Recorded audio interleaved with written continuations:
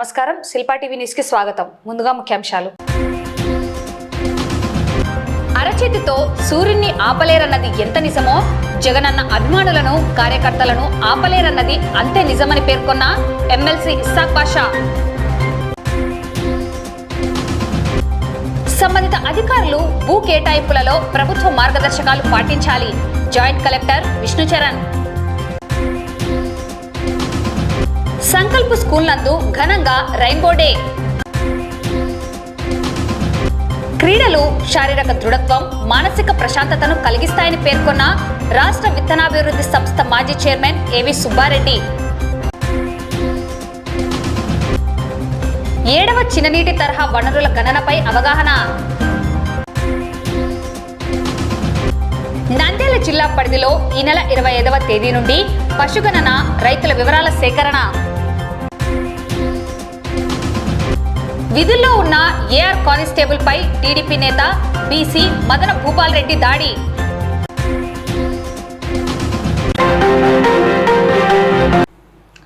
అరచేతితో సూర్యున్ని ఆపలేరన్నది ఎంత నిజమో మాజీ ముఖ్యమంత్రి వైఎస్ఆర్సీపీ అధ్యక్షుడు వైఎస్ జగన్మోహన్ రెడ్డి అభిమానులను, కార్యకర్తలను, నాయకులను ఆపలేరన్నది అంతే నిజమని, ఇది ముఖ్యమంత్రి చంద్రబాబు నాయుడు గ్రహించాలని నంద్యాల ఎమ్మెల్సీ ఇస్సాక్ బాషా పేర్కొన్నారు. నెల్లూరు పర్యటన నేపథ్యంలో మాజీ ముఖ్యమంత్రి జగన్మోహన్ రెడ్డిని కలిసేందుకు వస్తున్న కార్యకర్తలను, నాయకులను రాకుండా ఆంక్షలను పెట్టి అడుగడుగునా అడ్డుకోవడం ప్రజాస్వామ్యం కాదని ఎమ్మెల్సీ తీవ్రంగా మండిపడ్డారు. కార్యకర్తలను, నేతలను పరామర్శించేందుకు వెళ్తున్న జగనన్నను ఆపేందుకు జేసీబీలతో గోతులు తవ్వించడం దారుణమైన చర్యలన్నారు. ఈ మేరకు ఎమ్మెల్సీ ఇస్సాక్ బాషా ముఖ్యమంత్రి చంద్రబాబు నాయుడు మరియు కూటమి నేతల చర్యలను తీవ్రంగా ఖండించారు. తాము జగనన్నతోనే ఉంటామని, ప్రజల కోసం పని చేస్తామని పేర్కొన్నారు. ఈరోజు మాజీ ముఖ్యమంత్రి జగన్మోహన్ రెడ్డి గారి నెల్లూరు పర్యటన ఏ రకంగా కూటమి ప్రభుత్వం ఇబ్బందులు పెడతా ఉందో మనమంతా చూస్తూ ఉన్నాం. నాకైతే ఆశ్చర్యం వేస్తూ ఉంది, చంద్రబాబు నాయుడుకు ఎందుకంత భయం? ఒక మాజీ ముఖ్యమంత్రి తన కార్యకర్తలను పరామర్శించడానికి, తన నేతలను పరామర్శించడానికి పోవడం తప్ప ఇది ప్రజాస్వామ్యమా? మీరు ఈ రకంగా ఇబ్బందులు పెడితే ప్రజలు మిమ్మల్ని హర్షిస్తారా? ఈ చర్యను ప్రజలు హర్షిస్తారా? ఏ రకంగా మీరు చేయాలనుకుంటావు? ఆంధ్ర రాష్ట్రాన్ని భారతదేశంలో ఈరోజు వరకు ఎవ్వరూ చేయనటువంటి విచిత్రపు పోకడలన్నీ మీరు చేస్తూ ఉన్నారు.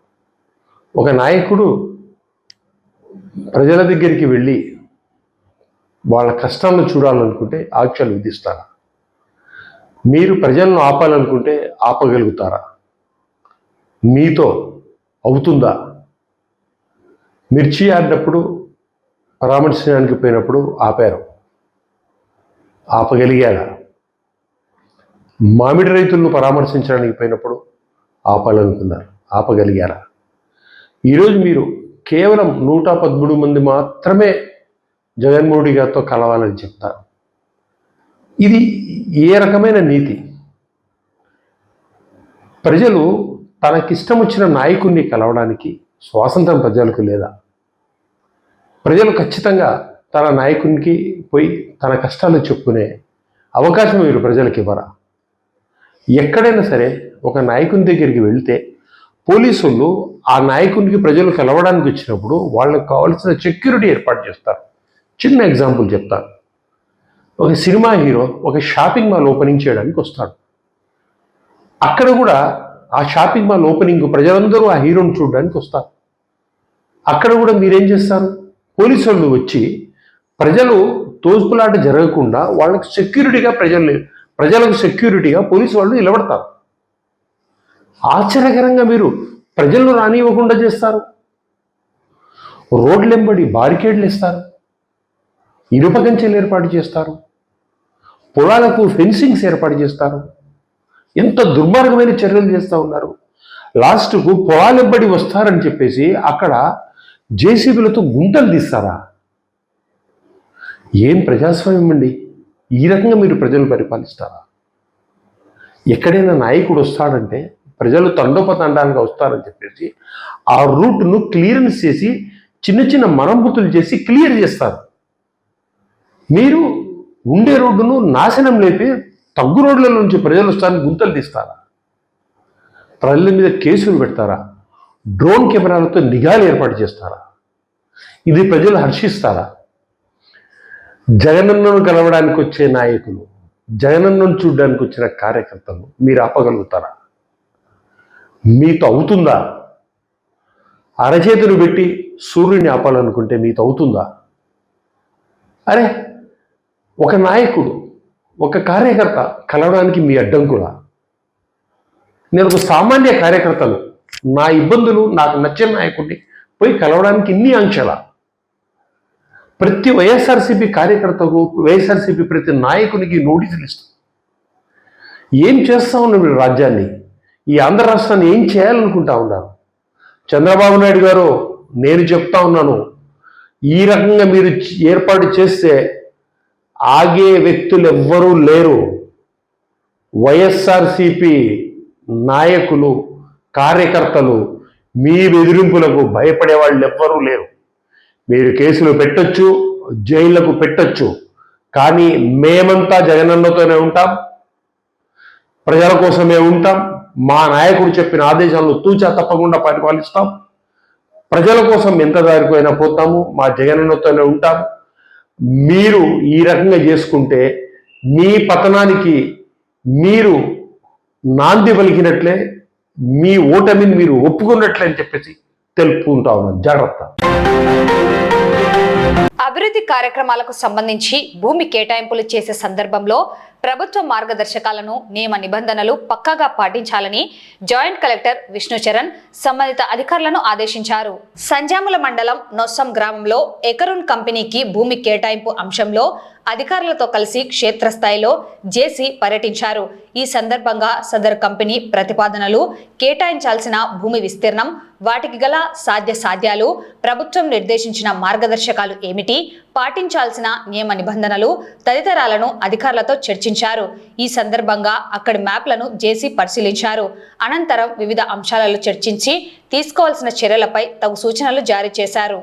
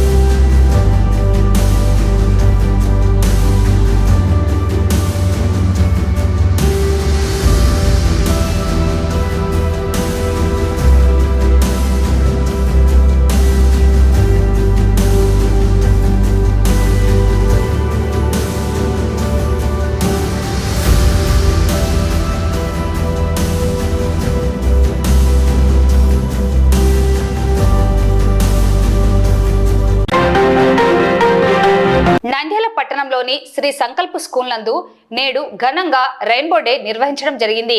కార్యక్రమంలో భాగంగా చిన్నారులు రెయిన్బోకి సంబంధించిన వివిధ రకాల అంశాలతో నృత్యాలు, స్కిట్స్ చేసి అందరినీ అలరించారు. అనంతరం పాఠశాల ప్రిన్సిపల్ రెయిన్బో డే దినోత్సవం యొక్క విశిష్టతను విద్యార్థులకు వివరించారు. కార్యక్రమంలో ఉపాధ్యాయులు, విద్యార్థులు పాల్గొన్నారు.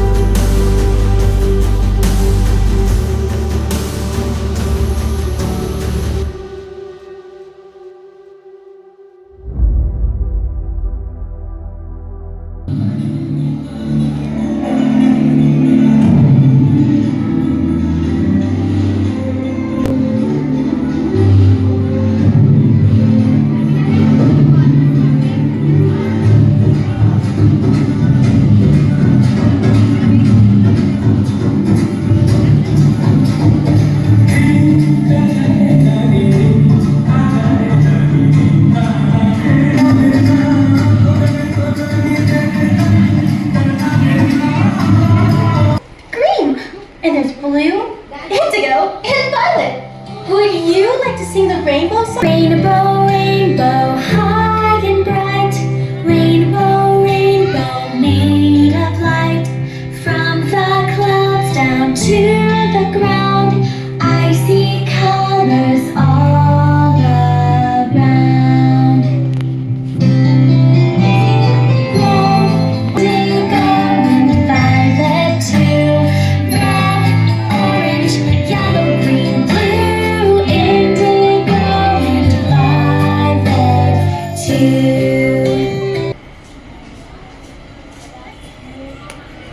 ఈరోజు శ్రీ సంకల్ప్ ఒలింపియాడ్ స్కూల్ బాలాజీ కాంప్లెక్స్లో ప్రీ ప్రైమరీ పిల్లలతో రెయిన్బో డే సెలబ్రేషన్ జరిగాయండి. చాలా ఘనంగా జరిగాయి. పిల్లలతో సాంగ్స్, డ్రామాస్, స్కిట్స్, డాన్సెస్ అని చాలా బాగా టీచర్స్ చేయించారు. Thank you so much teachers and for the principal also.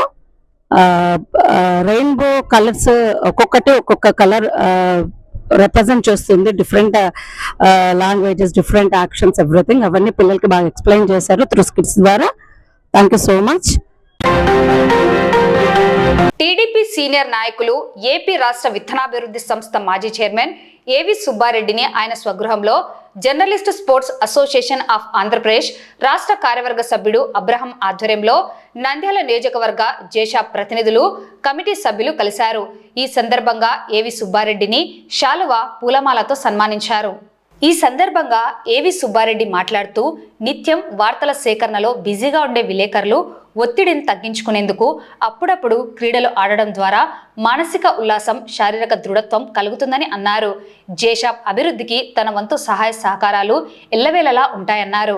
ఈ కార్యక్రమంలో జేషాప్ అధ్యక్షుడు చెల్లా మధు, ప్రధాన కార్యదర్శి శివశంకర్ రెడ్డి, సహాయ కార్యదర్శులు సాయి వర్మ, ప్రదీప్, కమిటీ సభ్యులు బాషా, చోటన్నా సింగ్, గణేష్, సుజీవ్, మల్లేష్, భరత్, రఘునాథరెడ్డి, పవన్, శివ తదితరులు పాల్గొన్నారు.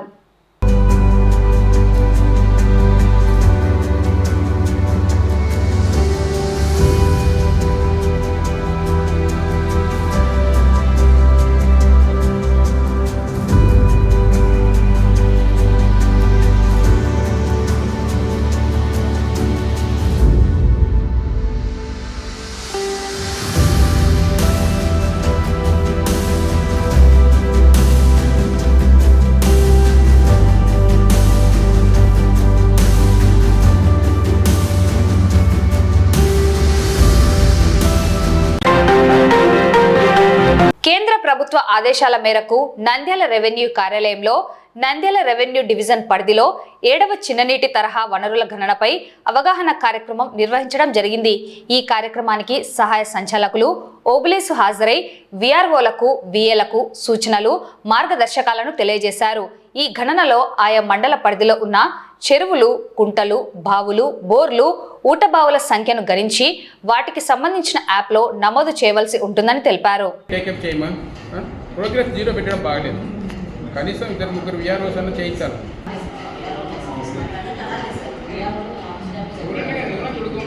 కొట్టిస్తే బాగుంటుంది. మినిమం 2-3 విలేజ్ ఎంటర్ అయితే మనం ఆ పని మీద చేస్తున్నామని డైరెక్ట్ పిలుస్తుంది.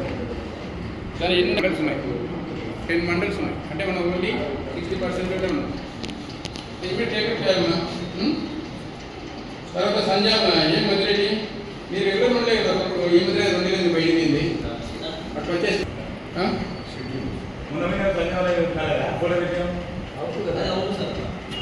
2-3 మండలాలండి.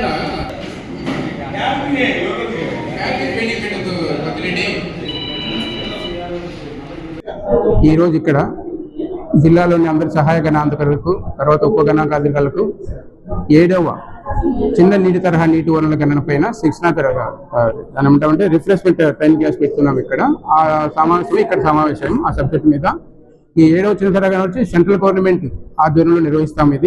దీంట్లో ఏమేమి కవర్ చేస్తాయంటే అన్ని చెరువులు, కుంటలు, బావులు, బోర్లు, ఊట కాలువలు ఇవన్నీ కూడా కవర్ అవుతాయి. అంటే చిన్ననీటి తరహా వాళ్ళు అంటే 100 ఎకరాల కంటే తక్కువ ఉండే ఏరియాస్లో. తర్వాత డ్యామ్స్ అటువంటి దీంట్లోకి లెక్కలేకి రావు. చిన్ననీటి తరహా గొల్లర్లు మాత్రం లెక్కలేకి తీసుకుంటాం. ఇది ప్రతి రెవెన్యూ గ్రామం బేస్గా చేస్తాం. ప్రతి రెవెన్యూ గ్రామం బేస్గా ఎన్యూమరేటర్లు వచ్చేసి విఆర్ఓలు అనమాట. విఆర్ఓలు అండ్ విఆర్ఏలు చేస్తారు. వాళ్ళు వాళ్ళ గ్రామంలోని అన్ని సోర్సెస్ కూడా ఎక్కడ వదిలిపెట్టకుండా అన్ని పూర్తి చేయాలని మేము ఇంతవరకు ఇన్స్ట్రక్షన్ ఇచ్చాం తహసీల్దార్ ద్వారా. వాళ్ళు ఇప్పుడు ఆ పని మీద ఉన్నారు. కొన్ని మండలాలు ఇంకా కమెంట్స్ కాలేదు కాబట్టి మేము ఈ ట్రైనింగ్ ఈరోజు మీటింగ్ పెట్టుకుని మా ఏఎస్ వాళ్ళ ద్వారా కూడా అన్ని పూర్తి చేయాలని ఈరోజు రిమైండ్ చేస్తున్నాము. ఇది ఆల్రెడీ స్టార్ట్ అయింది. మేలో స్టార్ట్ కావాల్సింది కొద్దిగా యాప్లో చేస్తారు. ఇదంతా కూడా డేటా యాప్లో చేస్తారు, మాన్యువల్ కాదు. ఆ యాప్ కూడా సెంట్రల్ గవర్నమెంట్ యాప్. అది ఆ యాప్ ఇంగ్లీష్లోనే ఉంటుంది. కొద్దిగా మన ఆంధ్ర వాళ్ళం కదా, తెలుగులో లేక కొద్దిగా ఇబ్బంది పడుతున్నారు ఎన్యూమరేటర్లు. అది తర్జుమా కావాలని అడుగుతున్నారు మా వాళ్ళు. మేమే మా స్థాయిలో చేసి తర్జుమా చేసి వాళ్ళని అనుకుంటున్నాము, లేదా అట్లా ఇంగ్లీష్లోనే చేయాల్సి వస్తుంది. ఇది సెంట్రల్ గవర్నమెంట్ ప్రోగ్రామ్. శిక్షణలో ఏం చెప్పామంటే ఓ సోర్స్ దగ్గర తప్పకుండా వెళ్ళాలి. జీపీఎస్ ట్యాగింగ్ ఉంటుంది దీంట్లో.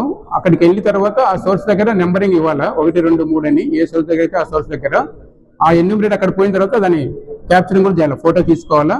ఫోటో తీసుకున్న తర్వాత యాప్లో ఓపెన్ చేస్తే లాగిన్ అవుతే డేటా ఓపెన్ అవుతుంది. ఆ ఎంటర్ అయిన తర్వాత ప్రతి కాలం వైజ్ రావాలి. ఆ కాలంలో ఏమేమి ఉంటాయంటే survey number, serial number, source name, survey number, ఏ గ్రామము, రైతు పేరు, అది ఏ రకమైన సోర్సు అంటే డగ్వెల్ల, బోర్వెల్ల, డీప్ బోర్వెల్ల, మీడియమా, తర్వాత చెరువు లేదు కుంట, ఇవన్నీ కూడా వస్తాయి. వాటి డీటెయిల్స్ అనమాట. అంటే బావి అయితే ఎంత లోతు ఉంది, ఎన్ని వ్యాసార్థం ఎంత ఉంది, చుట్టుకొలత ఎంత ఉంది, తర్వాత నీళ్ళు ఎంతవరకు ఉన్నాయి, లాస్ట్ ఇయర్ పనిచేసిందా, లాస్ట్ 5 ఏళ్ళలో పనిచేసిందా లేదా అనేది కూడా తెలుసుకుంటాం. మేము ఇప్పుడు ఎవ్రీ 5 years కండక్ట్ చేస్తాం కాబట్టి గత 6వ సెన్సస్ డేటా కూడా ఇస్తున్నాం వీళ్ళకు ఫర్ కంపారిటివ్ పర్పస్. దాన్ని బేస్ చేసుకొని ఇప్పుడు డేటా కూడా కరెక్ట్ చేయమని ఇచ్చాము. లాస్ట్ సెన్సస్ లో పని చేయనటువంటి ఈ సెన్సస్ లో పని చేయకపోతే వాటిని వదిలేయాలి. లాస్ట్ సెన్సస్ లో పని చేయక మళ్ళీ పని చేసి ఉంటే కనుక ఇప్పుడు లెక్కలోకి తీసుకోవాలి.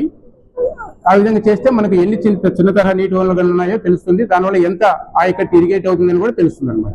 ఈరోజు మన దేశం మొత్తం మీద మరియు మన రాష్ట్రంలో కూడా 7వ చిన్న తరహా నీటి వనరుల సర్వే మరియు 2వ వాటర్ బాడీ సెన్సస్ జరుగుతూ ఉంది. ఇందులో భాగంగా ఈరోజు మా సిపిఓ గారు ఈ నిశాంత్ భవన్ నందు మీటింగ్ అరేంజ్ చేశారు. అందులో మేము ఏఎస్ఓస్ అంతా కూడా మండల్ లెవెల్ ఆఫీసర్స్గా ఉండి మా కింద ఉన్నటువంటి ఎన్యూమరేటర్స్ విఆర్ఓస్కు శిక్షణ ఇచ్చాము. ఆల్రెడీ వాళ్ళు ఫీల్డ్ మీద కూడా తిరుగుతూ ఈ బోర్లు, బావులు, కుంటలు, చెరువులు మరియు వాటర్ బాడీస్ అంతా సర్వే చేస్తున్నారు. ఈ సర్వేని ఇంకా పునరుద్ధరించి చాలా ఫాస్ట్గా కంప్లీట్ చేసి గవర్నమెంట్కు అనుకున్న నిర్ణీత టైం లోపల నివేదిక ఇవ్వాలని మా సార్ వాళ్ళు చెప్పారు. సో దానికి తగ్గట్టుగానే మేము అన్ని కూడా తయారు చేసుకుంటున్నాము. ఈ నెల 25వ తేదీ నుండి సెప్టెంబర్ నెల 15వ తేదీ వరకు రాష్ట్ర స్థాయిలో పశుగణన మరియు రైతుల వివరాలను సేకరించే కార్యక్రమం నిర్వహిస్తున్నట్లు, అలాగే నంద్యాల జిల్లా పరిధిలో కూడా ఈ కార్యక్రమాన్ని చేపడుతున్నామని నంద్యాల జిల్లా పశుసంవర్ధక శాఖ అధికారి డాక్టర్ గోవింద్ నాయక్ పేర్కొన్నారు. ఈ మేరకు వారు కార్యక్రమం యొక్క వివరాలను మీడియా ద్వారా వెల్లడించారు.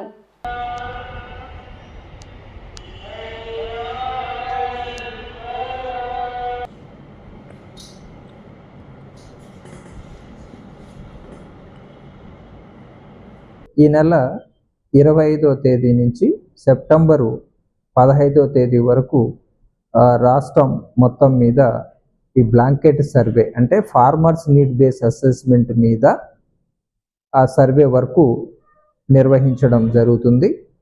అది ఈ నెల 25 నుంచి సెప్టెంబర్ 15వ తేదీ వరకు. అంటే ఆ రైతు యొక్క వివరాలు, తర్వాత అతనికి అంటే ఇది ఈ సర్వే అనేది ఓన్లీ లైఫ్ స్టాక్ కలిగి ఉన్నటువంటి హౌసెస్ను మాత్రమే సర్వే చేయడం జరుగుతుంది. అందులో ఆ రైతుల యొక్క వివరాలు, పశు సంపద వివరాలు కూడా నమోదు చేయడం జరుగుతుంది. సో ఈ సర్వే యొక్క ముఖ్య ఉద్దేశం ఏంటంటే రైతు ప్రజెంటు ఏ పరిస్థితిలో ఉన్నాడు, తర్వాత ఏ విధంగా రైతును మనం ఆర్థికంగా ఆదుకోవడానికి ఈ సర్వే టేకప్ చేయడం జరుగుతుంది. ఈ సర్వేలో మొదటిగా ఇన్కమ్ జనరేట్ అంటే అగ్రికల్చర్, ఆ రైతుకు వచ్చేటువంటి ఆదాయము అగ్రికల్చర్ నుంచి వస్తుందా, లేకపోతే యానిమల్ హస్బెండరీ నుంచి వస్తుందా, ఫిషరీస్ నుంచి వస్తుందా, లేకపోతే ఏమన్నా ఉద్యోగపరంగా వస్తుందా. సో ఈ అంశాలన్నీ పరిగణన తీసుకుని అతను ఏ విధంగా ఇన్కమ్ వస్తుంది, ఈ సెక్టర్ నుంచి ఎంతెంత వస్తుంది అనేది కూడా తెలియపరచడం జరుగుతుంది. అదేవిధంగా ఇన్కమ్ అనేది సపోజ్ అంత వస్తుంది, పెట్టుబడి క్రెడిట్ అనేది ఈ రైతుకు కానీ ఫ్యామిలీకి ఎక్కడి నుంచి వస్తుంది, ఉద్యోగ పరంగా వస్తుందా, లేకపోతే ఎస్ఎస్జి మెంబర్గా ఉండి ఏమన్నా వస్తుందా, లేకపోతే బ్యాంకు పీకేసిసి ద్వారా ఏమన్నా అప్పు తీసుకొని ఈ యాక్టివిటీస్ చేస్తున్నాడా అనేది కూడా అక్కడ నమోదు చేయడం కూడా జరుగుతుంది. అదేవిధంగా ఇన్సూరెన్స్, తనకున్నటువంటి పశువుల్ని ఇన్సూరెన్స్ అనేది కూడా అవగాహన ఉందా లేదా, సో ఇన్సూరెన్స్ మీద అవగాహన ఉంటే ఇన్సూరెన్స్ ఏమన్నా చేసుకున్నాడా, చేసుకుంటే అతనికి ఏమన్నా పశువులు ఏమన్నా నష్టం జరిగితే నష్టపరిహారం వచ్చిందా లేదా. అదేవిధంగా పశు సంవర్ధక శాఖ ద్వారా మన బ్రీడింగ్ సర్వీసెస్ అంటే ఏఈ కానివ్వండి ఆ కార్యక్రమాలు కూడా నిర్వహించడం జరుగుతుంది. సో వాటి గురించి అవగాహన ఉందా లేదా. సో అదేవిధంగా కన్వెన్షనల్ ఏఐ, ఈ కన్వెన్షనల్ ఏఐలో మనం కృత్రిమ గర్భధారణ చేసినట్లయితే మగై పుట్టచ్చు, ఆడై పుట్టచ్చు. కానీ అదేవిధంగా ఈ త్రిబులేషన్ ఉంది, సెక్స్ సార్టెడ్ సెమెన్ ద్వారా మనం వేసేటువంటి సుదిలో 99% పేదూడలే పుడతాయి. అది కూడా ముందు 2 కృత్రిమ గర్భధారణ చేసిన దానికి గాను 500 రూపాయలు ఉండింది. ఇప్పుడు ఒక్కొక్క సూదికి మాత్రం 150 రూపాయలు. ఆ విధంగా ప్రభుత్వం కూడా ఆ రేటు కూడా తగ్గించడం జరిగింది. సో దీని మీద కూడా రైతుల యొక్క ఒపీనియన్ కూడా తీసుకోవడం జరుగుతుంది. ఇది కాస్ట్ ఎక్కువగా ఉందా లేకపోతే మీకు ఏమన్నా అసలు ఈ అవగాహన ఉందా లేదా అనేది కూడా వాళ్ళు తీసుకోవడం కూడా జరుగుతుంది. అదేవిధంగా చివరగా ఎవరైతే ఈ పశు సంపదను కలిగి ఉన్నారో ఏదైనా కానీ ఎక్విప్మెంట్స్ వాడుతున్నారా లేదా, ఏదంటే మిల్కింగ్ మిషన్స్ కానివ్వండి, చాప్ కట్టర్స్ కానివ్వండి, బ్రష్ కట్టర్స్ కానివ్వండి, ఇవన్నీ అంటే ఉపయోగిస్తున్నారా లేదా ఆ కుటుంబం అనేది తెలుసుకోవడం జరుగుతుంది. సో ఈ అంశాలన్నీ వివరాలు తీసుకున్న తర్వాత నెక్స్ట్ ప్రభుత్వము కుటుంబాల వైజు ఏది చేస్తే బాగుంటుంది అనే దానికోసం ఈ సర్వే వర్క్ టేకప్ చేయడం జరుగుతుంది. సో ఈ సందర్భంగా నేను రైతు సోదరులను కోరుకోవడం ఏమంటే, ఈ సిబ్బంది మీ ఇంటి దగ్గరికి వచ్చినప్పుడు పూర్తి వివరాలు మీరు చెప్పి ఈ సర్వేలో జయప్రదం చేయవలసిందిగా, అదేవిధంగా మన లైవ్లీహుడ్ ఏదో జీవన విధానంలో ఆర్థికంగా ముందుకు వెళ్ళేదానికి మీ వంతు మీరు సహకరించాలని కోరుకుంటున్నా. Thank you for all. Kolimigundla మండల కేంద్రంలో బుధవారం నిర్వహించిన శ్రీ లక్ష్మీ నరసింహస్వామి ఆలయ ప్రారంభోత్సవ కార్యక్రమంలో తనను లోపలికి పంపించాలంటూ కానిస్టేబుల్ పై టీడీపీ నాయకుడు బీసీ మదనభూపాల్ రెడ్డి దాడి చేశారు.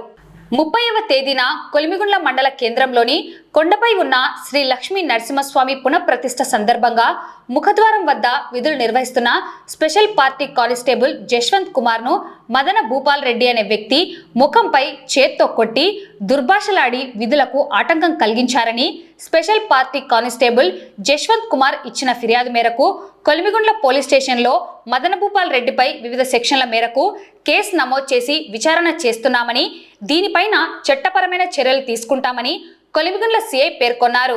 ఈ విషయంపై మంత్రి బీసీ జనార్దన్ రెడ్డి స్పందించి ఎవరైతే పోలీసుపై దాడికి పాల్పడ్డారో వారిపై చట్టపరంగా చర్యలు తీసుకోవాలని, ఇటువంటి చర్య జరగడం దురదృష్టకరమని చింతిస్తున్నామని లేఖ ద్వారా తెలియజేశారు. ప్రజా ప్రభుత్వంలో ఇటువంటి దాడులను ఉపేక్షించేదే లేదని తెలిపారు.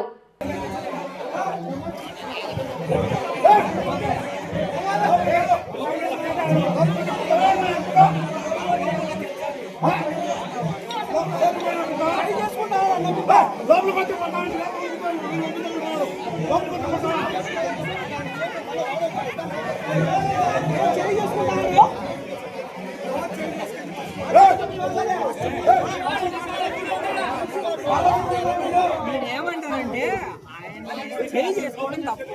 ఆయన ఫస్ట్ కొట్టాడు, వాళ్ళు కొట్టారు సార్. అంటే